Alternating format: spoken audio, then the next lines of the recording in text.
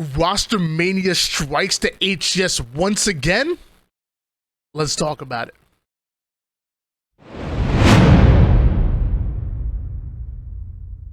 What's up, guys? This is Why Not Be Reckless, aka Why Not Be Casting. I'm one of the HCS commentators, and we have another HCS weekly report where today we're covering the mini Rostermania that was largely caused because of visa travel issues and mostly surrounding native gaming, although there's a little sprinkle of another team that's come in as well.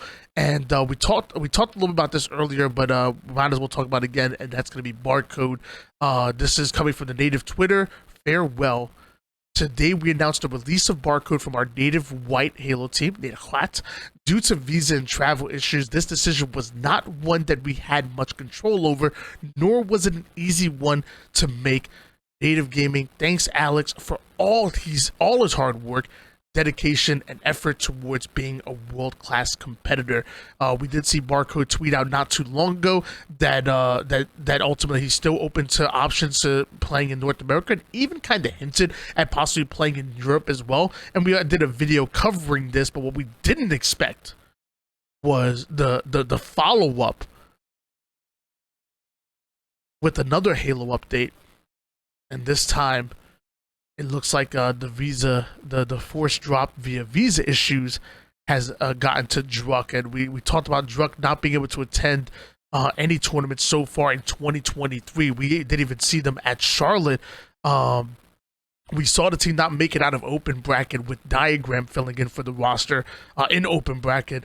Then we saw Bohm filling in, and they had a phenomenal run in Dallas, finishing 4th place. Didn't exactly replicate that in Arlington, but still not bad coming out of Native Red.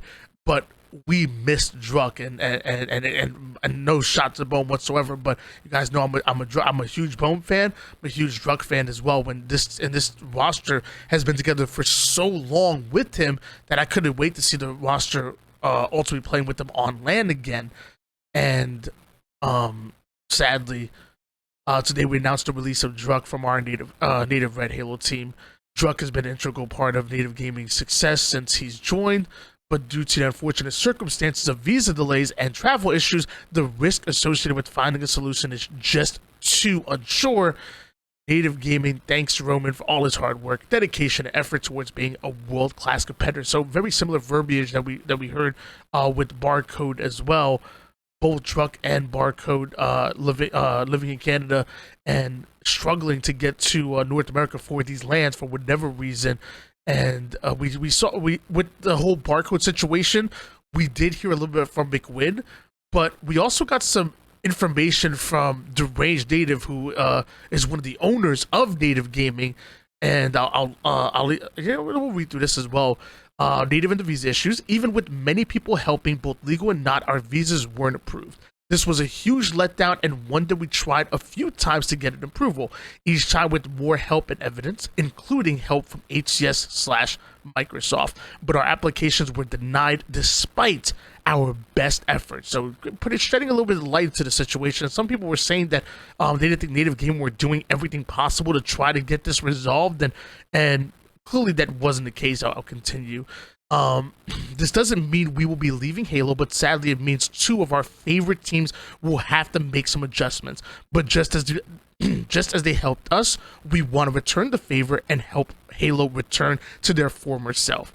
Just because we are a new org does not mean it was our fault or we did something wrong. This process is a very delicate and serious one.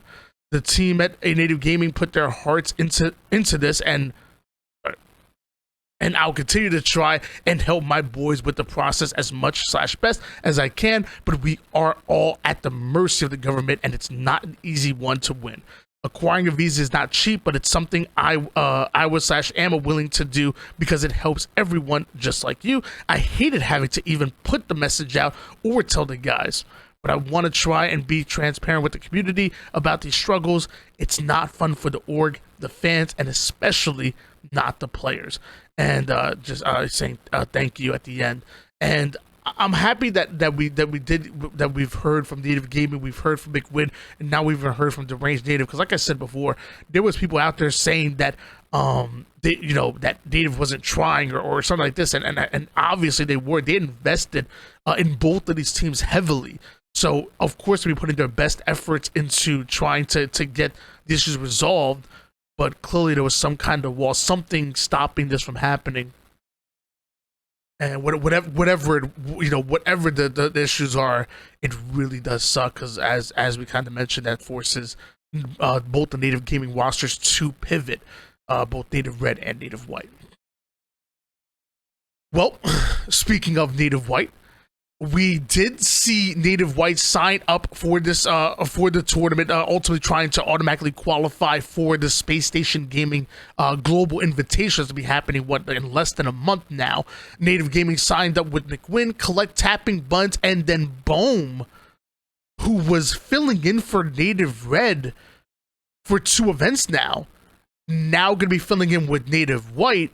And I feel like with native white signing up, I was like, okay, this is going to answer some questions. And now with Bohm coming over, it answers some questions, which I think Bohm is a phenomenal player. I can't wait to see him playing with this team and where they go from there. But it also kind of brings up more questions. So what's happening with native red? We heard a lot of rumors with where native red were looking to go with their team, and obviously talking about a super aggressive team, talking about a very objective, efficient team, and talking about one that's that now has a hole in the roster with Druck being dropped and ultimately Bohm sliding over to the native white roster. And who fills in for native red? When I ultimately saw this being an issue, or this coming to light, I'm thinking, like, right off the bat, I'm thinking, okay, so what teams underperformed? I'm thinking, incognito. So you can, go in and probably snatch up like a Carbea, a Sab, Mortally. Those are really good options. And incognito, are very fast players for the most part. Then, I'm thinking of like, players that have, have a good relationship with the team. Like, I think of like a Suppressed, for example. Suppressed has a great relationship with native red. He's an amazing player. There could be a world where ultimately Suppressed gets stolen, and now obviously he's signed with Complexity, so I don't want to lean too much on that, because Complexity are a phenomenal org and a great team as well. I just don't know how solidified that group is, because they're such a new team, and it kind of came out of nowhere when that team got put together. So, just a lot of names just running through my head with who's gonna fill that native red roster spot. And maybe you guys let me know in the comments down below. Let me know who you think is gonna fill in for that spot that native red left behind when Druck ultimately released from the roster, and then Boom sliding in to native white. It wasn't only the native rosters that were affected by this mini Rostermania that's happened so far, because G1, newly acquired G1, Swish, Precision, and Huss, now showing up with a new face, an old face, a familiar face, I guess is what we're going to say. G1 bringing Suspector back. He was seen competing with Incognito in the open bracket, and like we said, they kind of underperformed at Arlington. So not surprised that team's being ultimately picked apart here, because they were just kind of a group of guys that came together, say, hey, look, let's go in and let's see what we can do. And no longer running with Neuronical. You guys know I'm a huge fan of Neuronical, but also love me some Suspector as well. Suspector was running with G1 a while ago as a Boo Boo Tubu, Falcated, Suspector, and Sab. Suspector ultimately dropped, and then they brought in Suppressed. Then that whole roster imploded and went their separate ways. Obviously, the renowned duo of Boo Boo Dubu and Falcated finishing top 4 with Sensors at Arlington, which was great.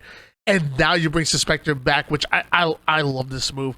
You guys know me, I'm really big on players that not only have the skill, but also just great people. And Suspector is one of those guys. He's such a great guy.